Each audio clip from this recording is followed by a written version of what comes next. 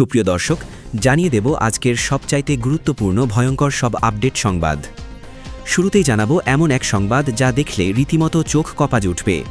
Awami League BNP নেতাদের মুখোমুখি সংঘর্ষ। আজ দুপুরে উত্তাল ৬৪ জেলা।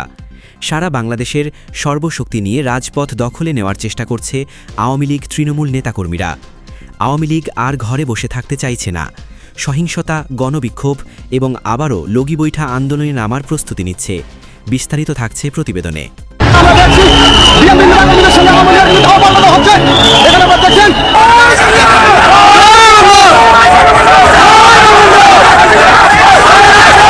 আওয়ামী লীগ যা দেখালো রে ভাই, অসম্ভবকে সম্ভব করে ফেলেছে আওয়ামী লীগ।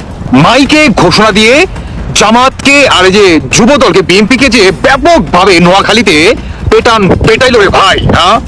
সারা বাংলাদেশ কিন্তু তাকিয়ে দেখলো। আওয়ামী লীগ আর বসে থাকতে চাইছে না, তারা এখন সহিংসতার পথে যাবে যদি তাদের রাজনৈতিক কার্যক্রমের উপর থেকে নিষেধাজ্ঞা প্রত্যাহার করা না হয়। এই মুহূর্তে বাংলাদেশকে রক্ষা করবার জন্য বাংলাদেশ আওয়ামী লীগের বিকল্প কোনো কিছু নাই। সেই জায়গা থেকে বাংলাদেশের মানুষ যাতে ঐক্যবদ্ধ হতে না পারে সেই জন্য বিএনপি মারাত্মক সংকটে আছে, মারাত্মক ভয়ে আছে। প্রতি মুহূর্তে জনাব তারেক রহমান ভয়ে ভয়ে সরকার পরিচালনা করছেন, দিন গুনছেন কখন না জানি শেখের বেটি চলে আসে আর তারেক রহমানকে বাংলাদেশের মানুষ মেরে মসনদ থেকে ছুড়ে ফেলে দেয়। ছাত্রলীগের সভাপতি সাদ্দাম হোসেন তিনি এক ভিডিও বার্তায় রীতিমতো হুমকি দিচ্ছেন। তিনি বলছেন যে আওয়ামী লীগ ছাত্রলীগের উপরে গায়ে যদি হাত তোলা হয় তাহলে যথাযথ শাস্তি পেতে হবে, এবং তিনি ভয়ঙ্করভাবে যে কথাটা বলেছেন সেটা হচ্ছে যে আইনি শাস্তি যেমন পেতে হবে তেমনি রাজনৈতিক বিচারও করা হবে। তার মানে রাজনৈতিকভাবেও তাদেরকে মোকাবেলা করা হবে, আইনিভাবেও তাদেরকে মোকাবেলা করা হবে। রাজনৈতিক মানে হচ্ছে যে মারের বদলে মার। আবার কি ৭১-এর ভূমিকায় ছাত্রলীগ?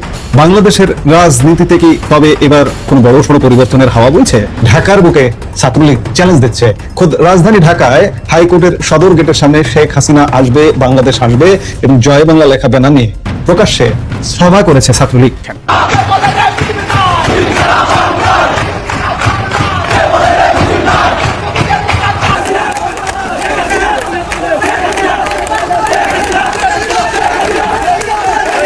ছাত্রলীগের আওয়ামী লীগের মিছিল থেকে পুলিশ ভয়ে পালিয়ে গেছে।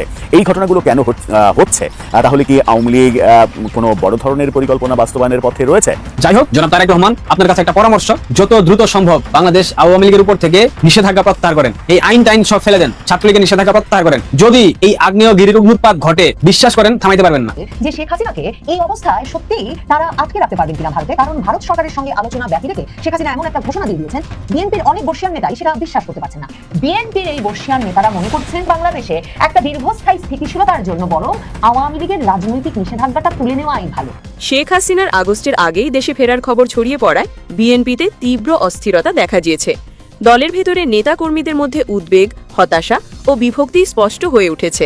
অনেকে মনে করছেন হাসিনার প্রত্যাবর্তন হলে বিএনপির রাজনৈতিক অবস্থান আরও দুর্বল হয়ে পড়বে। সূত্র জানায়, শেখ হাসিনার দেশ রক্ষা করার জন্য আমাকে ফিরতেই হবে বার্তা এবং নরেন্দ্র মোদীর সুখবরের পর বিএনপির কেন্দ্রীয় নেতাদের জরুরি বৈঠক ডাকা হয়েছে। দলের ভেতরে কেউ কেউ হাসিনার ফেরা মোকাবিলায় কঠোর কর্মসূচির পক্ষে, আবার কেউ কেউ রাজনৈতিক সমঝোতার কথা বলছেন। ওবায়দুল কাদের বলেন, শেখ হাসিনার ফেরার খবরে বিএনপিতে অস্থিরতা দেখা দিয়েছে, এটাই স্বাভাবিক। তারেক রহমানের জঘন্য শাসনের অবসান ঘটবে অতি শীঘ্রই। নিষেধাজ্ঞা প্রত্যাহারের আইনি প্রক্রিয়াও এগোচ্ছে। সজীব ওয়াজেদ জয় বলেন, মা ফিরছেন দেখে বিএনপি অস্থির হয়ে পড়েছে। জনগণের ডাকে সাড়া দিয়ে তিনি আসছেন। ছাত্রলীগের ১১ দিনের কর্মসূচি এই অস্থিরতাকে আরও বাড়িয়ে তুলবে। বিএনপির একাধিক নেতা নাম প্রকাশ না করে জানিয়েছেন, দলের ভেতরে এখন দুটি গ্রুপ তৈরি হয়েছে। একাংশ মনে করছেন হাসিনার ফেরা ঠেকাতে রাজপথে নামতে হবে, অন্য অংশ চাইছেন আরও সতর্ক কৌশল নিতে। তারেক রহমানের লন্ডন থেকে সিদ্ধান্ত নেওয়ার বিষয়টি নিয়েও অসন্তোষ বাড়ছে। সাদ্দাম হোসেন বলেন, বিএনপিতে অস্থিরতা স্বাভাবিক, কিন্তু জনগণ হাসিনাকে ফিরতে দেবে না। তারেক রহমানের ফ্যামিলি কার্ডের প্রতিশ্রুতি এখনও অপূর্ণ। অন্তর্বর্তী সরকারের এক মন্ত্রী বলেছেন, যে কোনো ধরনের অস্থিরতা মোকাবিলায় আমরা প্রস্তুত। হাসিনা ফিরলেও তাকে আইনের আওতায় আসতে হবে। রাজনৈতিক বিশ্লেষকরা মনে করছেন, শেখ হাসিনার ফেরার খবর বিএনপিতে যে অস্থিরতা তৈরি করেছে তা দলটির জন্য বড় চ্যালেঞ্জ হয়ে দাঁড়িয়েছে। আগস্টের আগে হাসিনার প্রত্যাবর্তন হলে রাজনৈতিক সমীকরণ সম্পূর্ণ বদলে যেতে পারে। দেশজুড়ে ছাত্রলীগের হরতাল ও বিক্ষোভের মধ্যে পরিস্থিতি ক্রমশ উত্তপ্ত হয়ে উঠছে। কারো দয়ায় শেখ হাসিনা ক্ষমতা আসে নাই। এই দেশের মানুষের জনগণের ভোটে বারবার নির্বাচিত হয়ে তিনি সরকার গঠন করেছেন।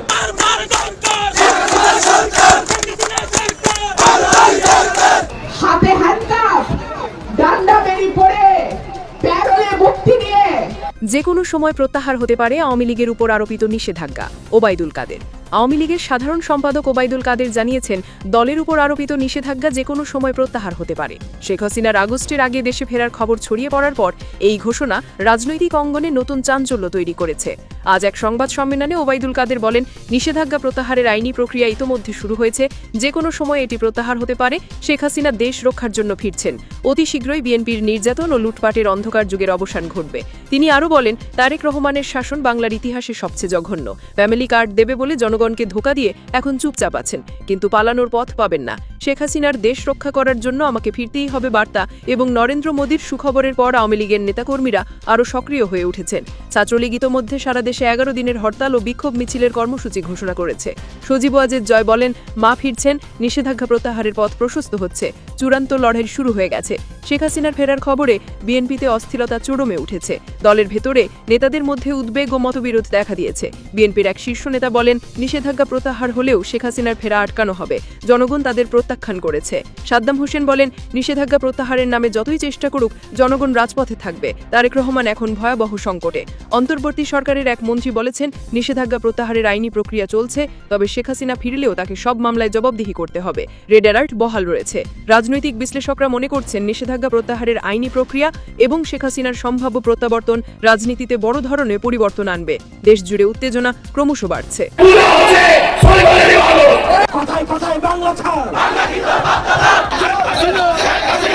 আওয়ামী লীগকে দমনের নীতি মধ্যমেয়াদে সুখকর হবে না বলে মন্তব্য করেছেন বিবিসি বাংলার সাবেক প্রধান সাবির মুস্তাফা। তিনি বলেন, আওয়ামী লীগকে দমন করার নীতি গ্রহণ করলে তার পরিণাম দীর্ঘমেয়াদে বা মধ্যমেয়াদে সুখকর হবে না। এতে দেশে একটি বড় ধরনের অস্থিতিশীলতা ও সংঘাতের পটভূমি তৈরি হতে পারে বলে তিনি সতর্ক করেছেন। শনিবার ইউটিউব চ্যানেল মানচিত্র এ প্রকাশিত এক ভিডিও সাক্ষাৎকারে তিনি এসব কথা বলেন। মুস্তাফা বলেন, বর্তমান সরকার যদি মনে করে আওয়ামী লীগের জনসমর্থন নেই এবং তাদের পিটিয়ে মাটির সাথে মিশিয়ে দেওয়া যাবে, তবে তারা ভুল করবে। তিনি উল্লেখ করেন, আওয়ামী লীগ একসময় মাটির সাথে মিশেছিল, কিন্তু এখন তারা ধীরে ধীরে সেখান থেকে উঠে দাঁড়াচ্ছে। তিনি আরও বলেন, 2024 সালের পরিস্থিতি এখন আর আগের মতো নেই। চাইলেই হুট করে দমন নীতির মাধ্যমে সব নিয়ন্ত্রণ করা সম্ভব নয়। দমননীতি পরিস্থিতিকে আরও জটিল ও সংঘাতময় করে তুলবে, যা দেশের জন্য মঙ্গলজনক হবে না। এই সংঘাত এড়াতে সরকারকে এখনই বিচক্ষণতার সাথে সিদ্ধান্ত নিতে হবে। সাবির মুস্তাফার মতে, পরিস্থিতি শান্ত রাখার দুটি পথ আছে। একটি হলো দমন নীতি, যা সংঘাতের আশঙ্কা বাড়াবে। অন্যটি হলো আওয়ামী লীগের সাথে একটি রাজনৈতিক সমঝোতা করে তাদের রাজনীতিতে ফিরিয়ে আনা। তিনি মনে করেন, বল এখন সরকারের কোর্টে এবং সরকারের সিদ্ধান্তের উপরেই ভবিষ্যৎ স্থিতিশীলতা নির্ভর করছে। নতুন বার্তা, শক্তিশালী হয়ে ফিরবে আওয়ামী লীগ, বললেন জয়।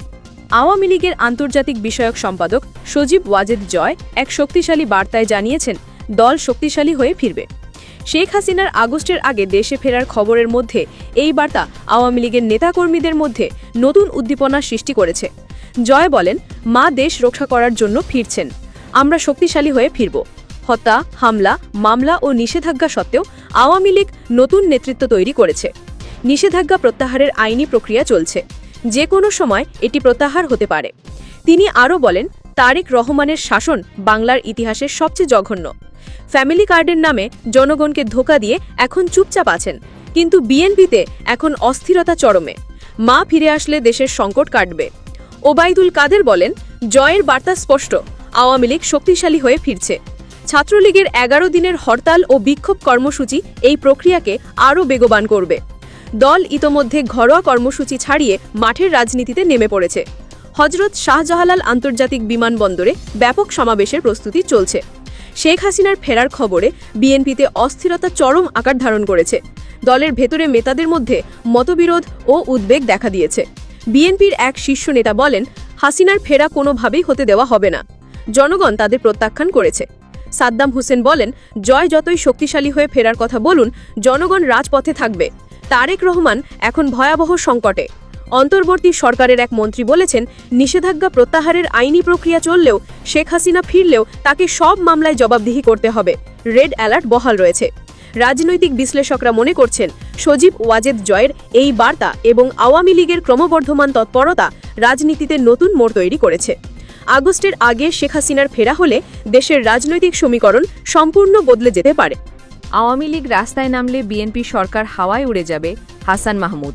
আওয়ামী লীগের প্রেসিডিয়াম সদস্য ও সাবেক তথ্যমন্ত্রী ডক্টর হাসান মাহমুদ তীব্র হুঁশিয়ারি দিয়ে বলেছেন, আওয়ামী লীগ রাস্তায় নামলে বিএনপি সরকার হাওয়ায় উড়ে যাবে। আজ এক সংবাদ সম্মেলনে তিনি বলেন, শেখ হাসিনা দেশ রক্ষার জন্য ফিরছেন, আওয়ামী লীগ ঘরোয়া কর্মসূচি ছাড়িয়ে মাঠের রাজনীতিতে নেমে পড়েছে। ছাত্রলীগের 11 দিনের হরতাল ও বিক্ষোভ কর্মসূচি শুরু হয়েছে। যদি আওয়ামী লীগ পুরোপুরি রাস্তায় নামে তাহলে বিএনপির এই তথাকথিত সরকার হাওয়ায় উড়ে যাবে। কোনো ষড়যন্ত্রই এবার কাজে আসবে না। হাসান মাহমুদ আরও বলেন, নিষেধাজ্ঞা প্রত্যাহারের আইনি প্রক্রিয়া চলছে, যে কোনো সময় এটি প্রত্যাহার হতে পারে। শেখ হাসিনা শক্তিশালী হয়ে ফিরছেন। সজীব ওয়াজেদ জয় যেমন বলেছেন, আমরা শক্তিশালী হয়ে ফিরব। সজীব ওয়াজেদ জয় বলেন, মা ফিরছেন, আওয়ামী লীগ শক্তিশালী হয়ে ফিরবে। বিএনপিতে এখন অস্থিরতা চরমে। তারেক রহমানের জঘন্য শাসনের অবসান ঘটবে। ওবায়দুল কাদের বলেন, হাসান মাহমুদের বক্তব্য স্পষ্ট, জনগণের পাশে দাঁড়িয়ে আওয়ামী লীগ রাস্তায় নামলে কেউ টিকতে পারবে না। আক্রমণাত্মক বক্তব্যে বিএনপিতে অস্থিরতা আরও বেড়েছে। বিএনপির এক শীর্ষ নেতা বলেন, হাসান মাহমুদের এই উস্কানিমূলক বক্তব্য গণতন্ত্রের জন্য হুমকি। বীরের বেশে বাংলাদেশে ফিরবেন প্রধানমন্ত্রী শেখ হাসিনা, বললেন আফামা বাহাউদ্দিন নাসিম। আফামা বাহাউদ্দিন নাসিম বললেন, এটি অত্যন্ত দুঃখজনক এবং লজ্জাজনক। বর্তমান ফ্যাসিস্ট ইউনুস সরকার এবং তাদের দোসর জামাত বিএনপির চক্র তোফায়েল আহমেদের মতো একজন বর্ষিয়ান নেতার জানাজায় বাধা দিয়েছে। তাকে সংসদ ভবনের দক্ষিণ প্লাজায় জানাজার করতে দেওয়া হয়নি। শহীদ মিনার শেষ শ্রদ্ধা জানানোর সুযোগ দেওয়া হয়নি। এমনকি তার নিজ জেলা ভোলাও অসভ্য আচরণ করা হয়। মৃত মানুষের লাশ নিয়ে যারা রাজনীতি করে তাদের উপর মানুষের চরম ক্ষোভ সৃষ্টি হয়েছে। আফামা বাহাউদ্দিন নাসিম আরো বলেছেন, আজ বাংলাদেশের মানুষের জীবনের কোনো নিরাপত্তা নেই। আপনি শুনলে অবাক হবেন, টিকার অভাবে বাংলাদেশে আজ শত শত শিশু মারা যাচ্ছে। হামের টিকার মতো সাধারণ ঔষধেরও সরবরাহ নেই। রাষ্ট্রযন্ত্রকে ব্যবহার করে সরকার শুধু একটি রাজনৈতিক নিপীড়নে ব্যস্ত। দ্রব্যমূল্য ঊর্ধ্বগতিতে সাধারণ মানুষ অতিষ্ঠ। এই অরাজকতা ও লুণ্ঠন বেশি দিন চলতে পারে না। তিনি আরো বলেন, মতিউর রহমান চৌধুরী প্যান্ডোরার বক্স খুলে দিয়েছে। সারা বিশ্বে জানে যে জননেত্রী শেখ হাসিনা কোনো পদত্যাগপত্র স্বাক্ষর করেননি। যেহেতু কোনো লিখিত পদত্যাগপত্র নেই এবং পদত্যাগের সাংবিধানিক প্রক্রিয়া সম্পূর্ণ হয়নি, তাই সাংবিধানিকভাবে শেখ হাসিনা এখনো বাংলাদেশের বৈধ প্রধানমন্ত্রী। যারা মিথ্যার উপর দাঁড়িয়ে ক্ষমতা দখল করে আছে তাদের পায়ের নিচে মাটি এখন সরে গেছে। তিনি আরো বলেন, প্রধানমন্ত্রী হয়েই শেখ হাসিনা দেশে ফিরবেন, এটি এখন কোটি মানুষের প্রার্থনা। তিনি কারো দয়ার ফিরবেন না, কারোর সাথে কোনো প্রকার রফা বা আপোষ করে ফিরবেন না। তিনি বীরের বেশে পূর্ণ মর্যাদার সাথে নিজের প্রিয় মাতৃভূমিতে ফিরে আসবেন। তিনি নিজের ইচ্ছা এবং অধিকারের সাথে বাংলার মাটিতে পা রাখবেন। বাংলাদেশের মানুষ অধীর আগ্রহে তাদের প্রিয় নেত্রীর জন্য অপেক্ষায় রয়েছে। সবশেষ তিনি বলেন, আমাদের নেতাকর্মীরা উজ্জীবিত ছাত্রলীগ, যুবলীগ, স্বেচ্ছাসেবক লীগ সহ প্রতিটি সহযোগী সংগঠনের প্রস্তুতি নিচ্ছে। সারা দেশের মিছিলগুলো বড় হচ্ছে। আমি স্পষ্ট বলতে চাই, ষড়যন্ত্র করে আওয়ামী লীগকে দমানো যাবে না। অচিরেই এই রাজপথ মিছিলের নগরী থেকে মিছিলের বাংলাদেশ পরিণত হবে। শেখ হাসিনা ফিরলে দেশে আবার উন্নয়ন, শান্তি ও অগ্রগতির পথে ফিরে আসবে ইনশাআল্লাহ। সত্যের জয় হবেই।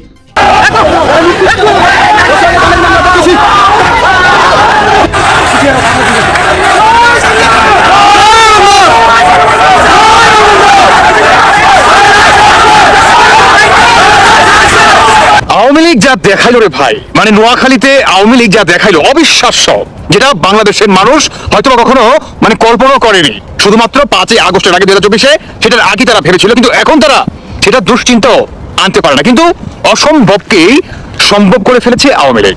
এই যে বর্তমান মাইকে ঘোষণা দিয়ে, আলটিমেটলি মাইকে ঘোষণা দিয়ে জামাতকে আর এই যে যুবদলকে, বিএনপিকে যে ব্যাপকভাবে নোয়াখালীতে পেটাইলো রে ভাই, হ্যাঁ, সারা বাংলাদেশ কিন্তু তাকিয়ে দেখলো। মানে এক একজন শুধু স্ট্যাটাস দিচ্ছে যে নোয়াখালীতে কি হচ্ছে।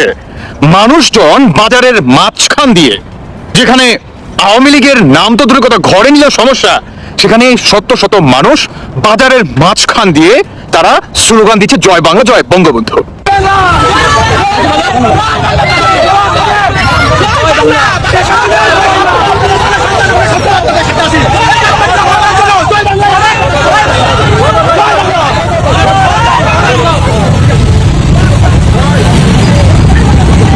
এটা অবিশ্বাস্য হলেই এটাই বাস্তব। একটা পর্যায়ে মাইকে ঘোষণা দিয়ে জামাত, শিবির আর হচ্ছে বিএনপির ছাত্রদল, যুবদলকে ব্যাপক পরিমাণ পেটায় কে? আওয়ামী লীগ। যে আওয়ামী লীগ কি নিষিদ্ধ, যে আওয়ামী লীগকে সরকার নিষিদ্ধ করে দিয়েছে তার সমস্ত কার্যক্রম। তাহলে এত মানুষ আইলো কই থেকে? কথা হচ্ছে ভাই, এই যে আওয়ামী লীগের কাছে যে আপনারা বর্তমান পেটানি খাইছেন বা খাইতেছেন, ইনস্ট্যান্ট নাও এখন পর্যন্ত প্রশাসন আপনাদের, ইভেন কি সেখানে সেনাবাহিনী পর্যন্ত চলে গেছে, তারপরেও মানে আপনাদের এতটুকু অ্যাবিলিটি নাই যে আওয়ামী লীগকে আপনারা মোকাবেলা করবেন।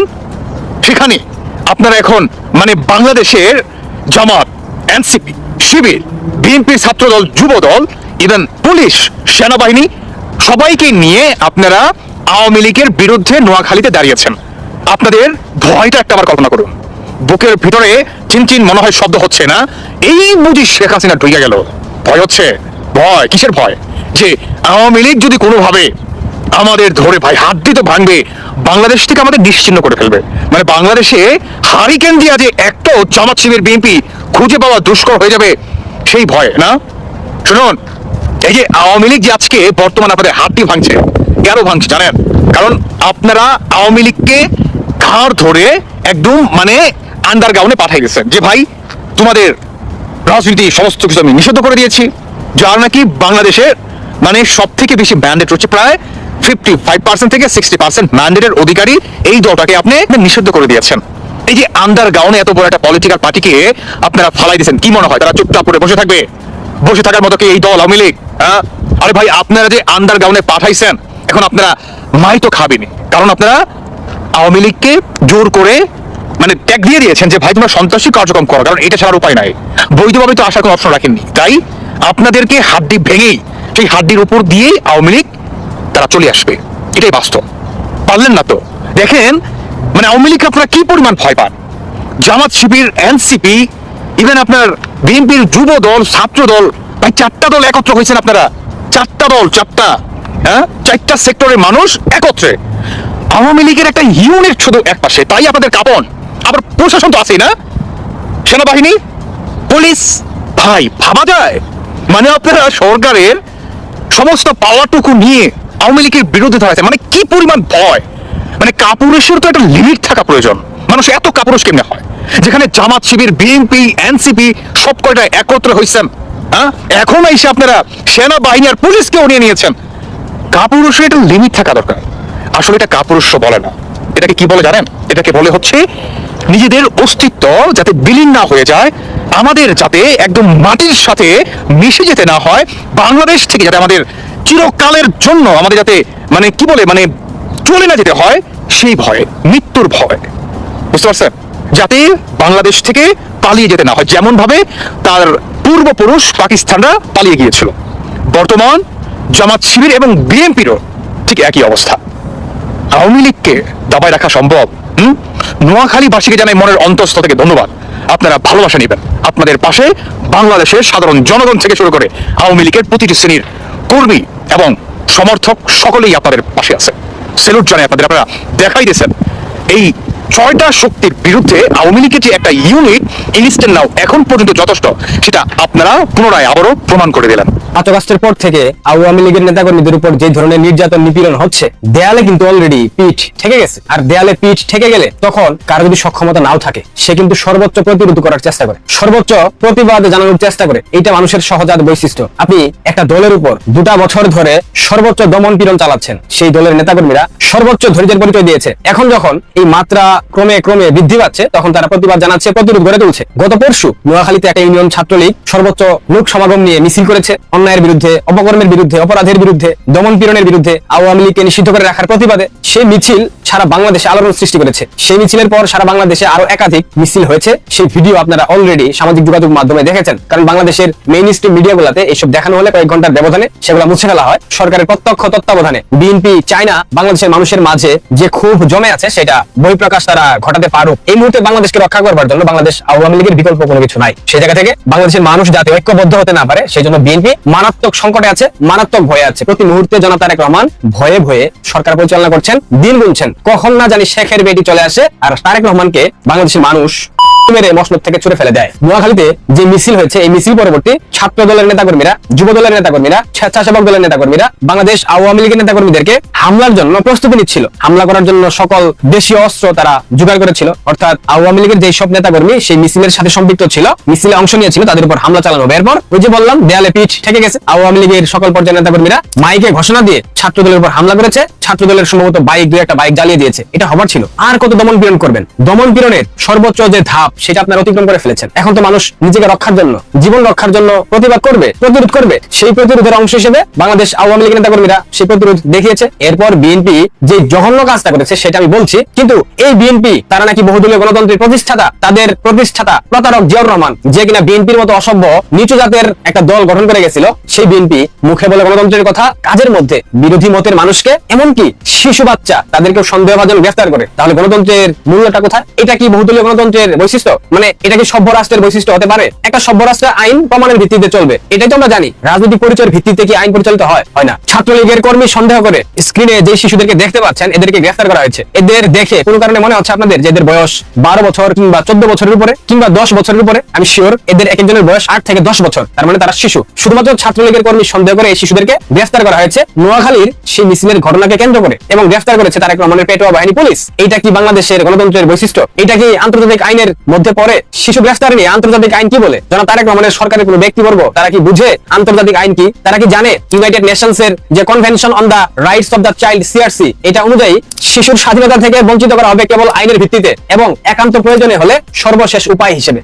কোন শিশুকে রাজনৈতিক মতামত, পারিবারিক পরিচয় কিংবা কোন দলের প্রতি সমর্থনের সন্দেহের কারণে বৈষম্যের শিকার বানানো যাবে না। বৈষম্যের শিকার বানানো যাবে না। জাতিসংঘ বলছে, জাতিসংঘের আইন বলছে গ্রেফতারের জন্য সাধারণত যুক্তিসঙ্গত আইনি ভিত্তি, নির্দিষ্ট অভিযোগ কিংবা অপরাধের সাথে সংশ্লিষ্টতা থাকতে হয়। শিশুর ক্ষেত্রে বিশেষ সুরক্ষা, ন্যায্য বিচার, আইনজীবীর সহায়তা এবং মানবিক আচরণ নিশ্চিত করতে হয় গ্রেফতারের পূর্বে। তবে এখানে একটা বিষয় আছে, যদি কোনো শিশুর বিরুদ্ধে নির্দিষ্ট অপরাধ সংগঠনের বিশ্বাসযোগ্য প্রমাণ থেকে থাকে, সেই ক্ষেত্রে আইন অনুযায়ী ব্যবস্থা নেওয়া যেতে পারে। কিন্তু গ্রেফতার করে জেলে ভরা কোনো আইনের মধ্যে পড়ে না। শুধুমাত্র সেই অমুক দলের রাজনৈতিক সমর্থক হতে পারে এমন সন্দেহে গ্রেফতার করা আন্তর্জাতিক মানবাধিকার মানদণ্ডের সঙ্গে সম্পূর্ণ অসামঞ্জস্যপূর্ণ। বিএনপির বুদ্ধিজীবীরা, বিএনপির বদমাইশরা, তোমাদের কাছে প্রশ্ন, এত বছর তোমরা যে লড়াইটা করেছো সেখানে রাজনৈতিক পরিচয়ের কারণে গ্রেফতার, হয়রানি এগুলো ছিল না? তাহলে একই কাজ এখন তোমরা কেন করছো? আওয়ামী লীগ যদি ফ্যাসিস্ট হয়ে থাকে, তোমরা কি দুধে ধোয়া তুলসী পাতা, ফেরেশতা? আসলে সত্যি কথা বলতে বিএনপি এমন একটা অসভ্যদের সংগঠন, এমন একটা ইতরদের সংগঠন, এই সংগঠনের কাছে কোনো কিছু প্রত্যাশা করা ঠিক না। জুলাই আন্দোলনের সময় মনে আছে আপনাদের, শিবিরের একটা টোকাই টেলিগ্রাম গ্রুপে পুলিশ হত্যার পরিকল্পনা করেছে, পুলিশ হত্যা করেছে যাত্রাবাড়িতে। এই টুকাইকে প্রমাণের ভিত্তিতে পুলিশ যখন গ্রেফতার করলো, এই ছেলের নাম সম্ভবত ফিয়াজ কিংবা ফায়াজ, এই ছেলেকে গ্রেফতার করার পর, এই টুকাইকে গ্রেফতার করার পর বাংলাদেশের আসমান কাঁপানি যা আপারা ছিল না, ঢাকা বিশ্ববিদ্যালয়ের লুৎফা নাকি যেন নাম, সামিনা লুৎফা, বিএনপির এমপির মাইয়া, এই আসমান কাঁপানিদের আসমান কেঁপে গেছিল, আরশ কেঁপে গেছিল। এখন এই যে এতগুলা শিশুকে শুধুমাত্র ছাত্রলীগ সংশ্লিষ্টতার অভিযোগ এনে গ্রেফতার করা হলো, এখন কি মানবাধিকার লঙ্ঘন হচ্ছে না? এখন কি আন্তর্জাতিক আইন লঙ্ঘন হচ্ছে না? এই বদমাইশগুলোর আসমান এখন কেন কাঁপে না? মানে আসমান শুধু জামাত শিবিরের ক্ষেত্রে কাঁপে, আসমান শুধু বিএনপির ক্ষেত্রে কাঁপে, আসমান আওয়ামী লীগের ক্ষেত্রে কাঁপে না। শুধুমাত্র ছাত্রলীগ করে এই ধরনের সন্দেহ করে, কোনো প্রমাণ নাই, কোনো তথ্য নাই, কিচ্ছু নাই, তাদেরকে গ্রেফতার করা হলো, যেটা আন্তর্জাতিক আইনের লঙ্ঘন, সুস্পষ্ট লঙ্ঘন। বিএনপি আর তারেক রহমান, আপনাদেরকে বলছি, ক্ষমতা কিন্তু ক্ষণস্থায়ী, আর অন্যায়ের দাগ কিন্তু দীর্ঘস্থায়ী, মাথায় রাখবেন। কোনো হুমকি দামকি না। বাংলাদেশে কিন্তু শেখ হাসিনা বসন্ত এসে গেছে, জোয়ার কিন্তু হয়েছে। বাংলাদেশ ছাত্রলীগের সভাপতি অলরেডি ঘোষণা দিয়েছেন, এই মিছিলের জোয়ার আর থামবে না। এটা থামাইতে পারবেন না। মিছিল যত দিন যাবে তত লম্বা হবে, সারি তত দীর্ঘ হবে। পৃথিবীর কোনো শক্তি ঠেকাইতে পারবেন না, কারণ দেয়ালে পিঠ অলরেডি আমাদের ঠেকে গেছে। সুতরাং প্রতিবাদ আমাদেরকে করতেই হবে, আমাদেরকে রক্ষার জন্য, আমাদেরকে বাঁচার জন্য প্রতিরোধ করে তুলতে হবে। সবশেষে বঙ্গবন্ধুর একটা বাণী বলতেই হয়, প্রত্যেক ঘরে ঘরে দুর্গ গড়ে তোলো, যার যা কিছু আছে তাই নিয়ে শত্রুর মোকাবেলা করতে হবে। এবারের সংগ্রাম আমাদের মুক্তির সংগ্রাম, এবারের সংগ্রাম আমাদের বাংলাদেশকে দ্বিতীয়বার স্বাধীন করার সংগ্রাম। সুতরাং লড়াই করতে হবে। ছাত্র দল এবং আওয়ামী লীগের নেতাকর্মীদের মধ্যে সংঘর্ষ হয়েছে, আহত হয়েছে 6 জন। এই যে আলামতগুলো দেখা যাচ্ছে, এই আলামতগুলো স্পষ্টতই আমাদের রাজনীতির জন্য, আমাদের সমাজের জন্য, রাষ্ট্রের জন্য, দেশের জন্য, সরকারের জন্য কারোর জন্যই ভালো নয়, কারোর জন্যই